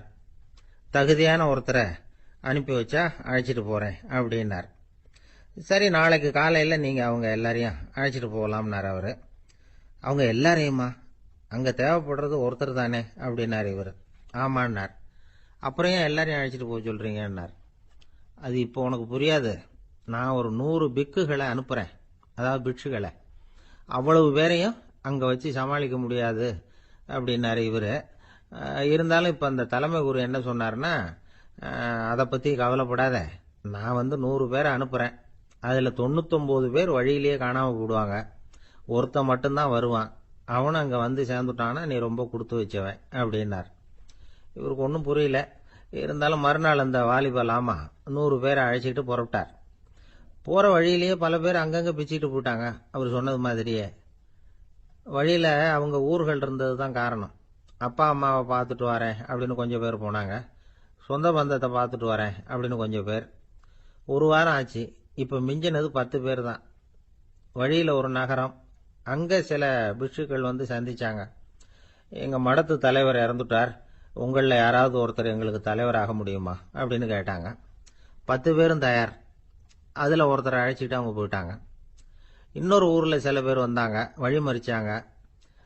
நில்லுங்க, எங்கள் மன்னர் மகளுக்கு திருமணம், அதை நடத்தி வைக்க 3 லாமாக்கள் தேவை அப்படின்னாங்க.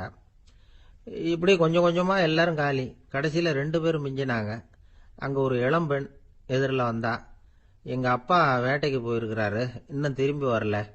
வீட்டுல வேற யாரும் இல்ல, தனியா இருக்க பயமா இருக்கு, யாராவது ஒருத்தர் எனக்கு துணையா இருக்கணும் அப்படின்னு கேட்டுக்கிட்டா.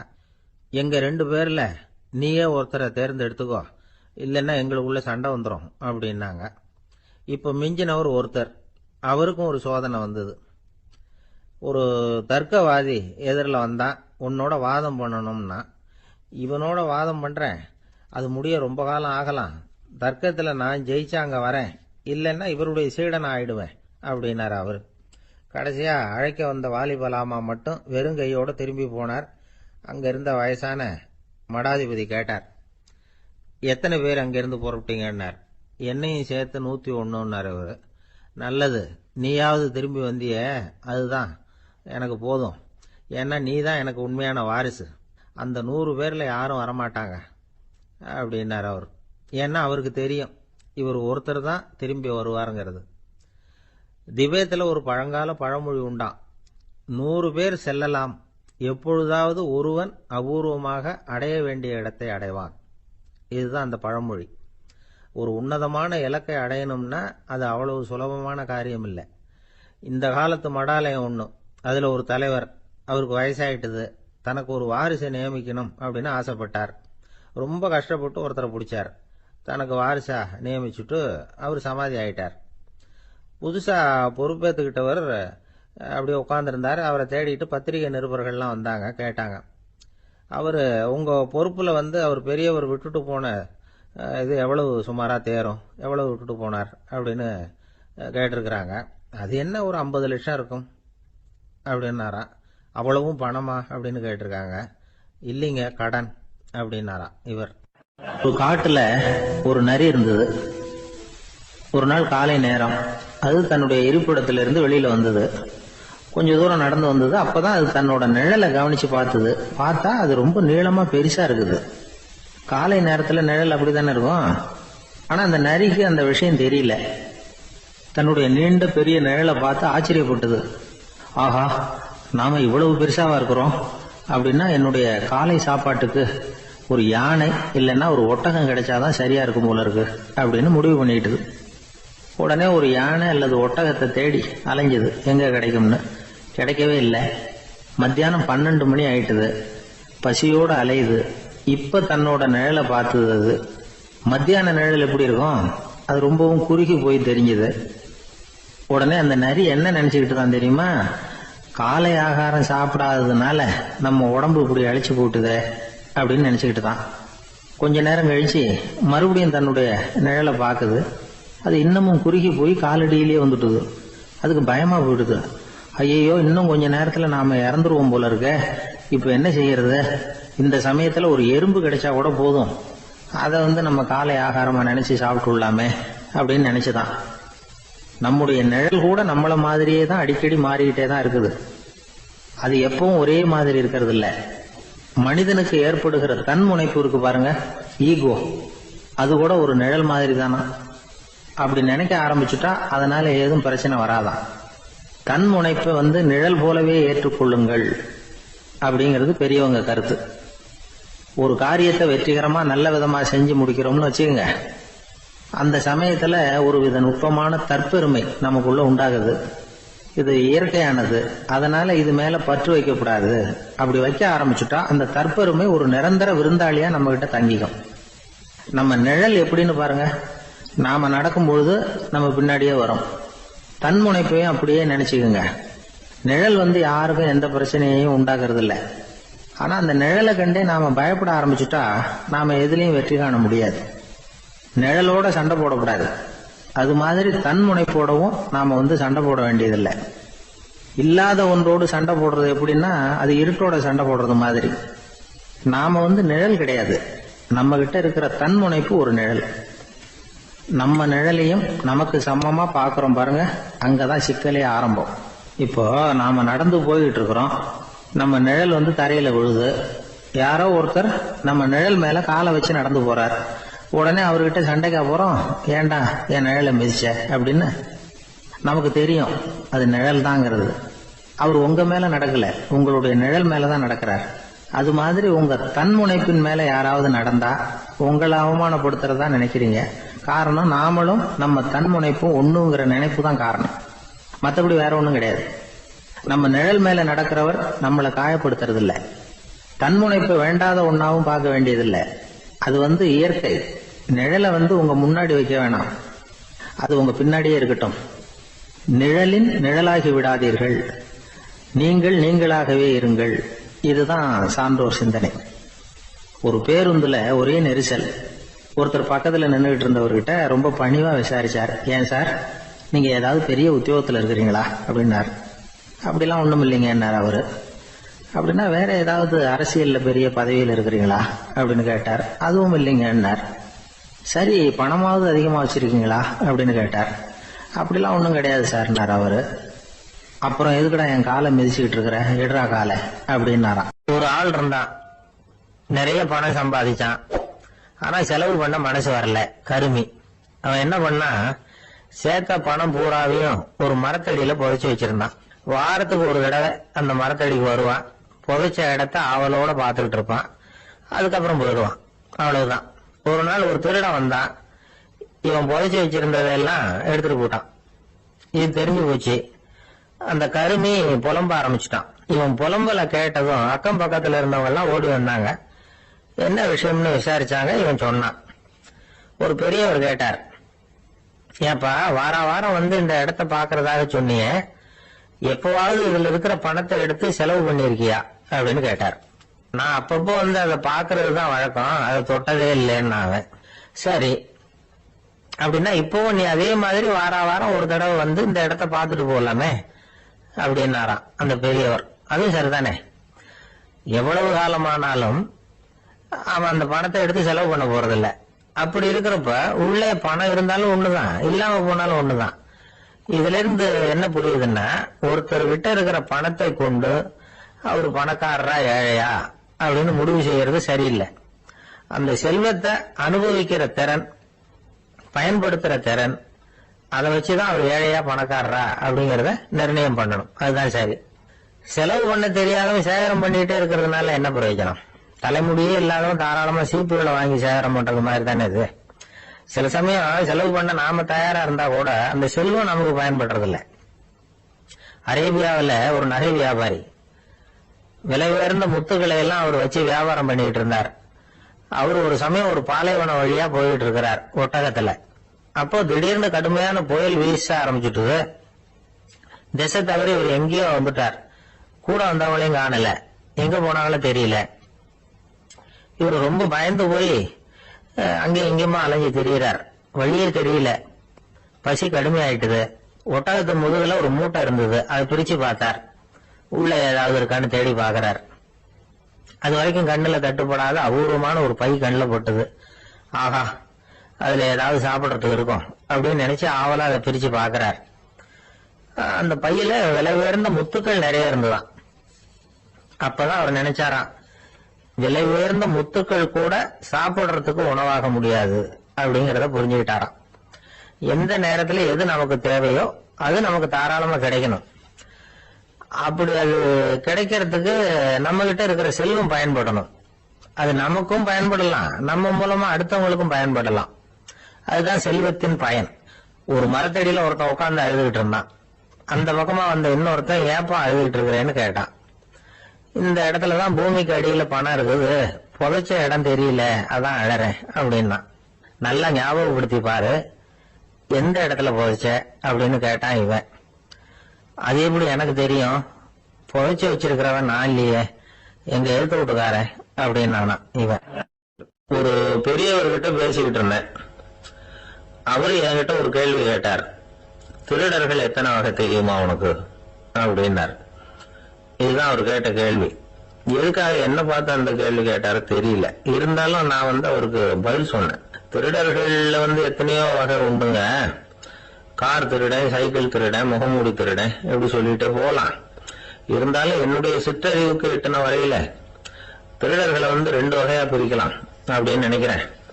ஒன்னு ராத்திரியில திருடுற திருடன், இன்னொருத்தன் பகல்ல திருடுற திருடன். அதாவது பகல் திருடன், ராத்திரி திருடன்.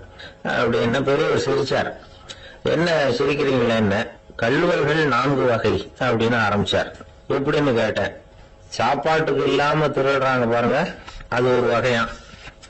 சாப்பாட்டுக்கு இருந்தும் திருடுறாங்க பாருங்க, அது ஒரு வகையான். இதை தவிர இன்னும் ஒரு 2 வகை திருட்டு உண்டு. அது என்னன்னா, ஆண்டவன் கிட்ட இருந்து நாம திருடுற திருட்டு, இன்னொன்னு என்னன்னா நம்ம கிட்ட இருந்து ஆண்டவன் திருடுற திருட்டு அப்படின்னார்.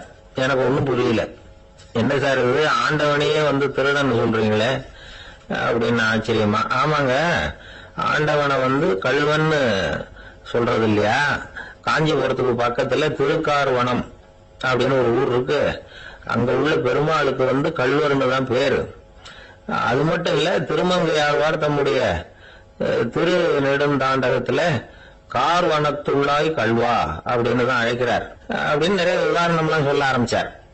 அதுக்கப்புறம் அவர்கிட்ட பேசி நான் புரிஞ்சுக்கிட்ட விவரங்களை தான் இப்போ உங்ககிட்ட சொல்ல போறது.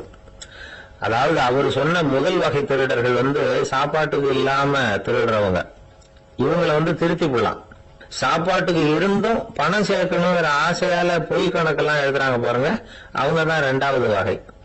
3வது வகை திருட்டு தான் மிகப்பெரிய திருட்டு. இறைவனுக்கு சொந்தமானதை நம்முடையதுன்னு நினைக்கிற திருட்டு. எது இறைவனுக்கு சொந்தமானது அப்படின்னா ஆத்மா. பகவானுக்கு சொந்தமான ஆத்மாவை நம்முடையதுன்னு நினைக்கிறது தான் அந்த மாபெரும் திருட்டு. இதுக்கு பேரு தான் ஆத்மாபகாரமா. சரி, இதுக்கு பரிகாரம் என்ன? எல்லாம் இறைவனுடையது, நமக்கு ஒண்ணும் இல்லை அப்படின்னு நினைக்கிறது தான் இதுக்கு பரிகாரம். இதெல்லாம் இருக்கட்டும். 4வது திருட்டு ஒண்ணு சொன்னோம்ல, ஆண்டவன் நம்ம கிட்ட இருந்து திருடுறது. அது எப்படி? ஆண்டவனை வந்து கள்வன்னு சொல்றாங்க, அது சரி. அவர் என்னத்தை திருடினார்? இப்போ இன்னொருத்தருக்கு சொந்தமான ஒன்னை எடுத்து வச்சுக்கிறது தான் கள்ளத்தனம். ஆனா ஆண்டவன் எடுத்துக்கிட்டோம்னா இருக்கிறது எல்லாமே அவனுக்கு சொந்தம். அப்படி இருக்கிறப்போ அவரை எப்படி கள்வன்னு சொல்றது?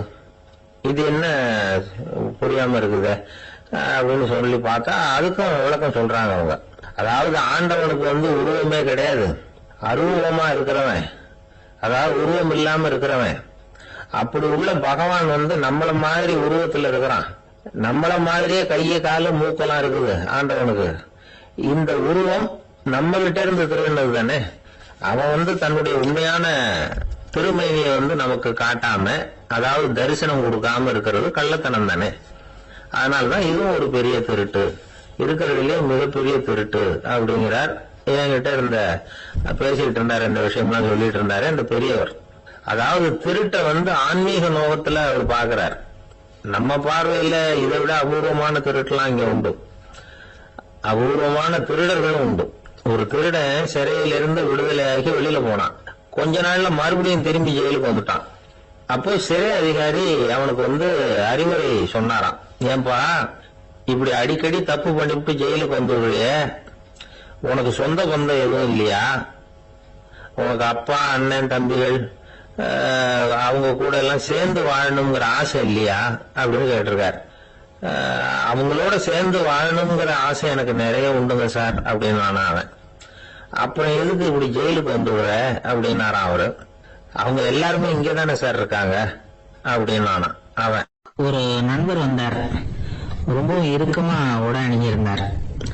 அதாவது ஆடைக்குள்ள அவர் மாட்டிக்கிட்டு இருந்தது மாதிரி தெரிஞ்சது. ஏன் துணி குறைச்சலா எடுத்துட்டீங்களா அப்படின்னு கேட்டோம். இல்லைங்க, எனக்கு எப்பவுமே இறுக்கமா உடை அணியறது தான் பிடிக்கும் அப்படின்னாரு. ஒருத்தர் எப்படி உடை அணிகிறார் அப்படிங்கறத வச்சு அந்த ஆள் எப்படிப்பட்டவர் அப்படிங்கறத கண்டுபிடிச்சிடலாம். உடை அணிகிற விதம் ஒருத்தருடைய மனநிலையை வெளிப்படுத்துதான். இப்ப இறுக்கமான உடை அணிகிறவங்க பொதுவா மன நிம்மதி இல்லாதவங்களா இருப்பாங்களாம், கோபக்காரங்களா இருப்பாங்களாம்.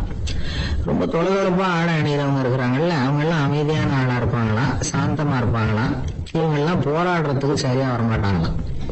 இப்படி ஒரு கணிப்பு இருக்குது. அதனாலதான் போர் வீரர்களுக்கு எல்லாம் இறுக்கமான உடையை தான் கொடுக்கறது வழக்கம். ஆனா சன்னியாசிகளை பாருங்க, அவங்களுக்கு எல்லாம் ரொம்ப தொலை உடைகள் தான். அவங்க எல்லாம் வந்து டைட் பேண்ட் போட்டுட்டு நிக்க மாட்டாங்க சன்னியாசிகள்லாம். அதே மாதிரி சன்னியாசிகள்லாம் காவி உடைய தேர்ந்தெடுக்கிறதுக்கும் காரணம் உண்டு. பல ஆண்டுகள் சோதனை செஞ்சு பார்த்துட்டு தான் சன்னியாசத்துக்கு காவி தான் சரி அப்படின்னு முடிவு பண்ணியிருக்கிறாங்க. இப்ப பௌதீக விஞ்ஞானப்படியும் அதுதான் சரி. அதாவது சூரிய ஒளியில வந்து 7 வண்ணங்கள் உண்டு. ஒரு பொருள் மேல அது விழும்போது அந்த பொருள் நமக்கு சிவப்பா தெரிஞ்சதுன்னா அந்த பொருள் வந்து சிவப்பை தவிர மற்ற எல்லா நிற கதிர்களையும் உள்வாங்கிக்கிட்டு சிவப்பு நிறத்தை மட்டும் வெளியில விடுது, அதாவது விலைக்கு விடுது. அதனாலதான் அந்த பொருள் வந்து சிவப்பா தெரியுது. உடல் ஆரோக்கியத்துக்கு ஓரளவு சிவப்பு தேவைப்படுது. அதனாலதான் காவி உடை அணிஞ்சா சூரிய ஒளி ஓரளவு சிவப்பு விலகிப்போம். அதாவது சிவப்பின் பலனும் கிடைக்கும், இந்த சிவப்பின் கெடுதலும் இல்லை அப்படின்னு யோசனை பண்ணாங்க. காவி வந்து உதய வேளையின் நிறம். கீழ் வானத்துல கதிர் உதிக்கிற வேளையில முதல் ஒளி தோன்றுகிற நேரத்துல காவி நிறம் தான் கசி. தியானம் செய்யறப்ப முதல்ல காணக்கூடிய ஒளி காவி நிறம் தான். தியானத்தின் உச்ச நிலையின் நிறம் நீலம். தியானம் வந்து காவி நிறத்துல ஆரம்பமாகி நீல நிறத்துல நிறைவடைகிறது அப்படிங்கிறார் ஓஷோ. நீலம் வந்து தியான சிகரம், காவி வந்து தியான ஆரம்ப குறியீடு, ஒரு சன்னியாசியின் ஆரம்ப தரிசனம் அப்படிங்கிறார் அவர். ஒருத்தர் நாள் பூரா காவி உடைய அணிஞ்சிருந்தா அந்த நிறம் வந்து அவருக்கு வந்து தியானத்தை பற்றிய நினைவை வந்து ஊட்டிக்கிட்டே இருக்கும். இப்படியே வந்து ஆடைக்கும் தியானத்துக்கும் இடையில ஒரு தொடர் ஏற்படுது. ஒரு துறவியின் உள்ளார்ந்த பண்பா அது மாறுது. கடை வீதியில ஒரு பொருள் வாங்க போறோம், அது மறந்துடக்கூடாதுங்கிறதுக்காக ஞாபகம் முடிச்சு போட்டுக்கிறோம். அந்த முடிச்சுக்கும் பொருளுக்கும் தொடர்பு இல்லை. ஆனா கடை வீதிக்கு போன உடனே அந்த முடிச்சு வந்து அந்த பொருளை ஞாபகப்படுத்துது. அதாவது அந்த முடிச்சு வந்து ஒரு தொடர்பு அம்சமா அமையுது. அது மாதிரிதான் காவி உடையும். ஒரு துறவி வந்து நடக்கும்போது, சாப்பிடும்போது, குளிக்கும்போது அவருடைய காவி உடை அவருக்கு வந்து ஞாபகப்படுத்திக்கிட்டே இருக்கும். அது ஒரு நிலைப்படுத்தப்பட்ட நினைவாக ஞாபகம் முடிச்சாக மாறிடுது. காவி ஆடை இல்லைன்னா ஒருத்தரால துறவியாக முடியாதுன்னு அர்த்தம் இல்லை. அதே நேரத்துல காவி ஆடையால ஒன்னும் பிரயோஜனம் இல்லை, அதுல ஒன்னும் அர்த்தம் இல்லை அப்படின்னு சொல்லிட முடியாது. இதுதான் உண்மை. இவ்வளவு தூரம் காவி ஆடையை பத்தி சொல்றதுனால எல்லாரும் சன்னியாசியா போடுவோம் அப்படின்னு நாம சொல்றதாக யாரும் நினைச்சிடக்கூடாது. மனசுக்கும் நிறத்துக்கும் உள்ள சம்பந்தத்தை தெரிஞ்சுக்கிறதுக்காக தான் இவ்வளவு. நமக்கு தெரிஞ்ச நண்பர் ஒருத்தர் இருக்கிறார், ஆபீஸ்ல வேலை பார்க்கிறவர். ஒவ்வொரு மாசமும் 20ஆம் தேதிக்கு பிறகு அவர் போய் பாத்தீங்கன்னா காவி உடை அணிஞ்சுக்கிட்டு கண்ணை மூடிக்கிட்டு கை ரெண்டையும் விரிச்சு வச்சுக்கிட்டு தியானத்திலேயே உட்காந்துருப்பாரு. ஏன் இப்படி பண்றீங்கன்னு கேட்டேன். அதாவது 20ஆம் தேதிக்கு பிறகு என் கையில ஒரு பைசா கூட கிடையாது, ஒரு சன்னியாசி லெவல்ல இருக்கிறேன், என்கிட்ட எதுவும் செலவுக்கு கேட்காத அப்படின்னு என் மனைவிக்கு நான் சூக்கா உணர்த்துறதுக்காக அப்படி உட்காந்துருப்பேன் அப்படின்னு விளக்கம் கொடுக்கிறார் அவர். ஒரு சிகை அலங்கார கூடம், ரொம்ப சுறுசுறுப்பா எல்லாரும் வேலை செஞ்சுட்டு இருக்கிறாங்க. முடி வெட்டிக்க வந்திருக்கிறவங்க நிறைய பேர், எல்லாரும் வரிசையா உட்காந்துருக்கிறாங்க. அந்த சமயத்துல திடீர்னு கதவை திறந்துகிட்டு ஒருத்தர் உள்ள வர்றாரு. அவரு ஒரு பெரிய மனிதர், அவரும் முடி வெட்டிக்கிறதுக்காக தான் உள்ள வந்திருக்கிறாரு. அவரை பார்த்த உடனே எங்க வரிசையில உட்காந்துருந்தவங்க எல்லாரும் எழுந்திரிச்சு அவர்கிட்ட வந்துட்டாங்க. அவரை சுத்தி நின்றுட்டாங்க. எப்படி இருக்கிறீங்க, நல்லா இருக்கீங்களா அப்படின்னு விசாரிக்க ஆரம்பிச்சுட்டாங்க. எல்லாம் முடிஞ்சதும் வந்தவர் கேட்டார், வரிசையில கடைசியா இருக்கிறவர் யார் அப்படின்னு கேட்டார். ஏன்னு கேட்டாங்க. நான் அதுக்கு அடுத்தபடியா உட்காரணும், அதுக்காக தான் கேட்கிறேன் அப்படின்னாரு. உடனே அங்க இருந்தவங்க எல்லாம் என்ன சொன்னாங்க தெரியுமா, நீங்க வந்து வரிசையில காத்திருக்க கூடாது, நீங்க அரசாங்கத்தின் தலைவர், உங்களுக்கு நேரம் முக்கியம், அதனால நீங்க முன்னாடி போங்க அப்படின்னு சொன்னாங்க. ஆனா அதை அவர் கேட்கல. தோழர்களே, உங்களுடைய கருத்துக்கு ரொம்ப நன்றி, எல்லாரும் வரிசையா தான் வரணும், அதுதான் முறை, வரிசையில வரணுங்கிற நடைமுறையை நானும் பின்பற்ற விரும்புறேன், நாம எல்லாரும் சமமானவர்கள் அப்படின்னார். இப்படி சொல்லிவிட்டு வரிசையில கடைசியா இருந்த ஒரு நாற்காலியில போய் உட்கார்ந்துட்டார். தன் சட்டை பையில இருந்த ஒரு செய்தித்தாளை எடுத்தார், படிக்க ஆரம்பிச்சிட்டார். ஆனா அங்க இருந்தவங்களால இதை வந்து பாத்துக்கிட்டு சும்மா இருக்க முடியல. ஒருத்தர் எழுந்திரிச்சு வந்தார். ஐயா, இப்ப என்னுடைய முறை வந்திருக்குது, நான் தான் போக வேண்டிய முறை, உங்களை இங்க காத்திருக்க வைக்கிறத விட ஒரு 5 ஆண்டுகளுக்கு கூட நான் வந்து முடிவெட்டிக்காம இருந்துட முடியும் அப்படின்னார். அவர் மறுபடியும் சொன்னார், ஐயா, நீங்க வந்து வரிசை முறையை தாண்டி போக விருப்பப்படல, சரி, ஆனா என்னுடைய முறையை வந்து மாத்தி கொடுக்கறதுக்கு எனக்கு வந்து முழு உரிமை இருக்குது, இதுக்கு பதிலா உங்களுடைய கடைசி இடத்தை நான் எடுத்துக்கிறேன், இதை நீங்க மறுக்க முடியாதுன்னார். அங்க இருந்த மத்தவங்களும் இதை ஒரு மனசா வற்புறுத்த ஆரம்பிச்சுட்டாங்க. அந்த பெரிய மனிதர் பார்த்தார், சரின்னு கடைசியா ஒத்துக்கிட்டார். அவர் யார் தெரியுமா, அவர் தான் மாவீரர் லெனின். ரஷ்யாவில கிரெம்ளின் சிகை அலங்கார கூடத்துலதான் இது நடந்தது. எல்லாரும் இந்நாட்டு மன்னர்கள்னு வாயளவுல பேசுறதுல என்ன பிரயோஜனம், நாம எல்லாரும் சமம்ங்கிறத நடைமுறையில கடைபிடிச்சு காட்டினவங்க கொஞ்சம் பேர் தான். அவங்கள ஒருத்தர் தான் லெனின். வரிசையில நின்று வர்றதுங்கிறது ஒரு சிறந்த பண்பு, உயர்ந்த பண்பு. இன்னைக்கு பல இடங்கள்ல அது நமக்கு தேவைப்படுது. ஒரு ரேஷன் கடைவாசல், கடை திறக்கிறதுக்கு முன்னாடி எல்லாரும் வந்து வரிசையில நின்றுட்டாங்க. கடைசியா வந்த ஒருத்தர் கியூல முன்னாடி போறதுக்கு முயற்சி பண்றாரு. ஏற்கனவே நின்றுட்டு இருக்கிறவங்க அவரை முன்னாடி போறதுக்கு விட மாட்டேங்கிறாங்க. கடைசியா போய் நில்லையா அப்படின்னு எல்லாரும் கத்துறாங்க. அதான் அவர் காதுல வாங்கல, முண்டி அடிச்சுட்டு முன்னாடி போறதுக்கே முயற்சி பண்ணிட்டு இருக்கிறார். எல்லாரும் சேர்ந்து அவரை வலுக்கட்டாயமா இழுத்து கொண்டாந்து பின்னாடி கொண்டு போய் நிறுத்திவிட்டு சொன்னாங்க, இதை பாருப்பா, நாங்க இருக்கிற வரைக்கும் நீங்க முன்னாடி போய் எதையும் வாங்க முடியாது, தெரிஞ்சுக்கோ அப்படின்னாங்க. இப்போ அந்த ஆளு சொன்னாராம், நான் இங்க